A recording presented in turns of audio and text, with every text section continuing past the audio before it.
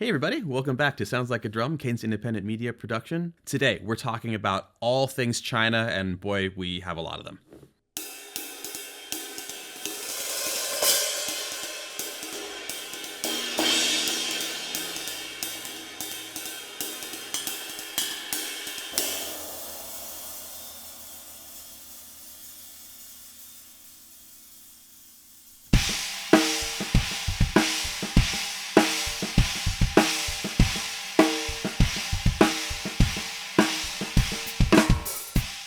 I've loved China cymbals since the first time I heard Rush, and then Primus took me even closer there. I was totally obsessed with them when I was younger. I went through a lot of them. I have a couple left. Don't play them much anymore, but just because they're kind of a unusual thing to see these days, they're so prevalent in 90s music and early 2000s, especially like rock and really aggressive music. Just really wanted to talk about them because I feel like they're a little bit left out of the conversation right now, and they're tons of fun, especially when you start to get into the vast variety of possibilities that exist these days. We have 6 different ones today that we're going to demo, including traditional ones, tiny ones, everything in between. Let's get going. First up, one of mine that used to be Ben's. It's a Sabian HHX China that I use as a Swish. Let's listen to it and then we'll talk about what that means.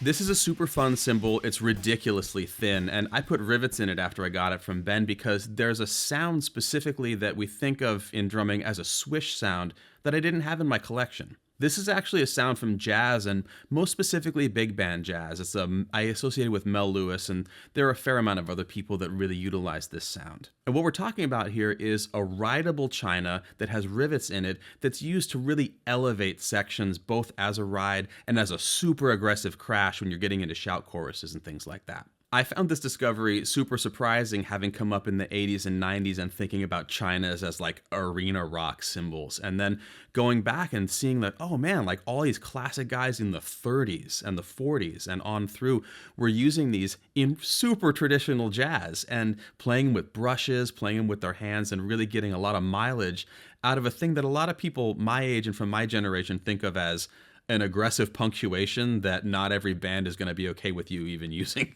Now, this one I turned into a Swish because it already had a really gentle, beautiful sound, and I wanted something that was a little more sustainy and that I could use to get that China sound, but in a lower volume, more intimate setting.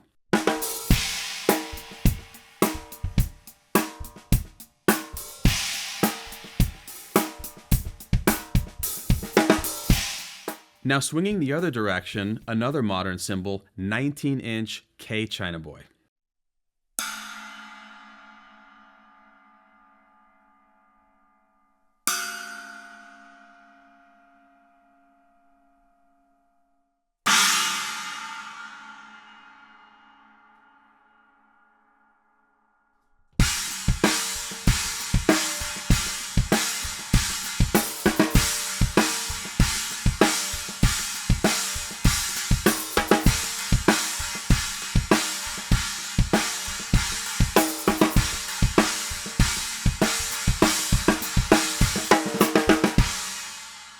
By comparison, this is a pretty aggressive cymbal. It's big, the flange is very large, the profile is very high. There's a lot more high frequencies in this one. It's super duper loud, and this is more in the punctuation, we are making a point with this cymbal kind of arena.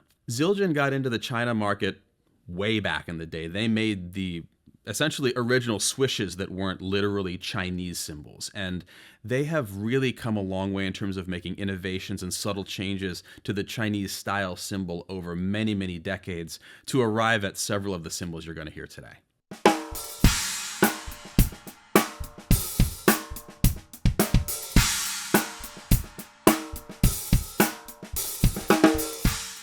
Now, a word real quick about the way that we mount these cymbals. Depending on who you talk to, The way that we had the Swish mounted would be considered normal, or the way that we have this K mounted could be considered normal. If we think historically, as we'll see with the Wuhan in a second, the original way of hanging these cymbals is the opposite of the way that most people have them today, which is to say with the bell up and the flange like an umbrella. So for today, we're going to consider that to be normal, and the way that we have the K mounted, we're going to call inverted. It's worth noting that there's a noticeable sound difference and behavior in the cymbal if we flip it between these two ways of mounting. So real quick, let's listen to the K in the traditional rather than inverted position.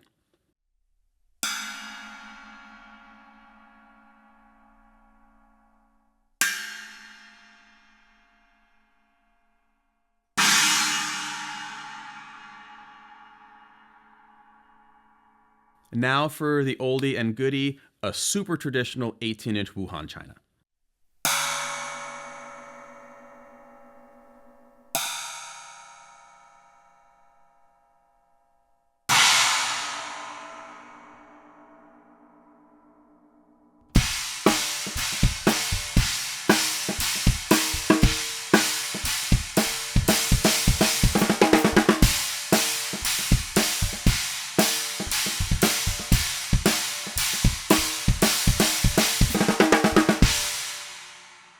Historically, things resembling cymbals have existed for thousands of years. However, in terms of manufacturing a cymbal in a specific way that would be made over and over and over again and for a specific purpose, we can thank China for that, and possibly, depending on who you talk to, Tibet specifically. These were instruments that were for religious ceremonies, for marriage ceremonies, for pretty much any ceremonial situation where they wanted to have powerful acoustic punctuations to go with the drums that they were using. The cymbal that we're using today resembles pretty closely very, very old cymbals from this era, including the fact that the bell of the cymbal is fashioned into a handle, because originally they weren't on stands, they were handheld, and so they would forge this bell so you could hold two of them in your hands and slap them together, much like modern-day marching cymbals. This means we need to think pretty strongly about the way that we're going to mount a cymbal like this, because since there's a sort of recessed cavity inside of the bell that the felts and the wing nut might be going into, there's a possibility of damage, stress, structural things there that can vastly shorten the life of these cymbals. So if you're going to mount them in the inverted way, as this one is, make sure that you're not having any wing nut contact with the cymbal when you go to strike it.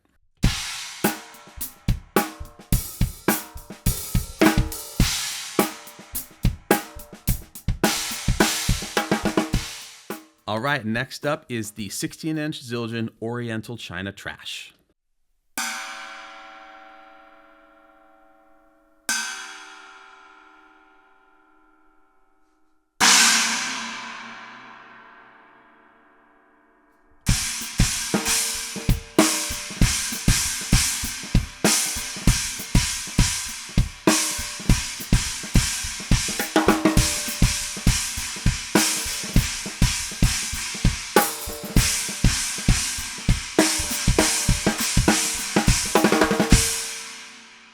Now, as with the previously displayed China Boy cymbal, there's some wording on these instruments that might be a little less than PC these days. Some of them date from before we were really taking this stuff seriously in the popular consciousness. We're going to set that aside and focus on the sound, but suffice to say, we understand that there's some ink on these cymbals that, it's a little dicey. This cymbal is the one that I moved to when I stopped using Wuhans and wanted to use something more modern that was a little less aggressive, but still very, very trashy and in the vein of the behavior of a traditional cymbal. This is an instrument that I heard on Dave Matthews Band records, I heard on Primus records, I heard on most anything that had a beautiful China sound in the 90s to me. And I had an 18 back in the day. I definitely broke it. We're using Ben's 16 today. I'm trying not to break it, but I'm having a lot of fun with it. So yeah, there's that. This is also a great cymbal, though we're not doing this with it today, for stacking, for putting with a crash cymbal or something like that, because it has such a beautiful white noise effect, as opposed to a more gongy, sustainy behavior. Makes for a great combination that way. We have a whole video on stacking all sorts of cymbals as well, and feel free to go check that out. We definitely went deep on that.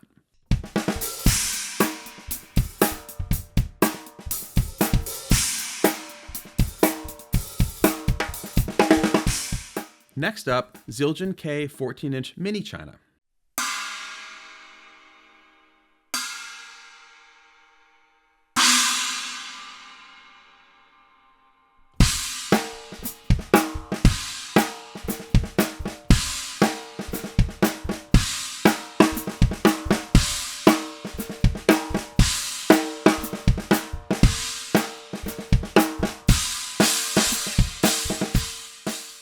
This one is super fun for me because I've never had a china cymbal in my collection that was smaller than 18 inches, and as they get smaller, they start to take on a really different character that starts to make me think less of a traditional china cymbal and almost more of percussion like gamelan ensemble or even other kinds of Southeast Asian music, where you're getting a little more tone, you're getting a little less of that white noise, and it's starting to have a little bit of a pitched quality to it that you can use in grooves to become melodic with cymbals.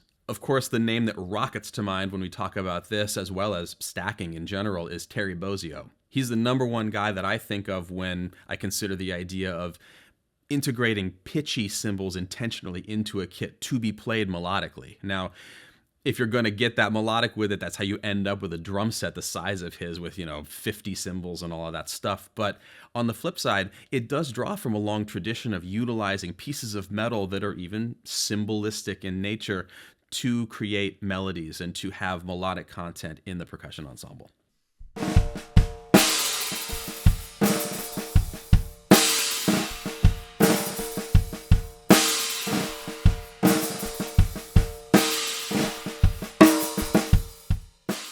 All right, finally, the baby of the group, a 10-inch Oriental china trash.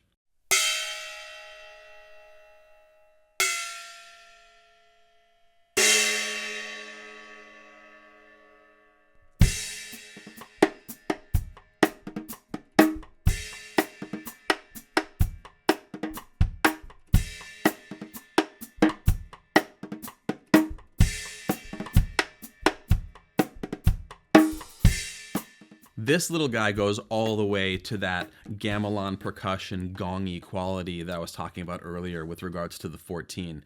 Immediately, I don't want to use it as a crash in a pocket groove. I want to go somewhere completely different, explore percussion-y rather than drum set-y kind of behavior. This is one of those things that, again, I wasn't necessarily expecting because I've actually never played this cymbal on a stand before. I hit it immediately, and as we talk about here with cymbals and a lot of gear in general, it can suddenly give you an inspiration to go in a totally different direction than you were just going. That literally happened to me today, and that's the best thing about getting to explore different instruments like this.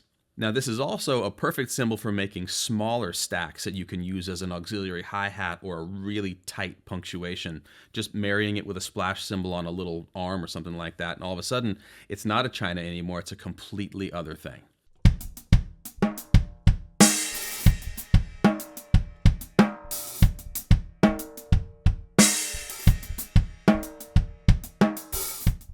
If you're new to china cymbals or haven't really inspected them too much, they look pretty weird. They look really different than other cymbals that we use in a traditional setup, and their sound is owed to that difference. The big difference being this inverted flange around the edge of the cymbal. It is what defines the cymbal as a china, it's what gives it its character, and it's also what gives it its really short sustain compared to similar cymbals of the same weight.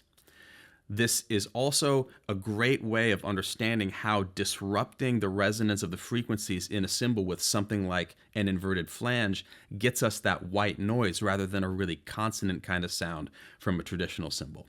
This also means that every single zone on these cymbals is going to behave differently than you would expect if you have only ever played traditionally shaped cymbals, and it's another opportunity to explore and figure out what it can offer you, again, beyond just the bashing on 2 and 4 kind of energy.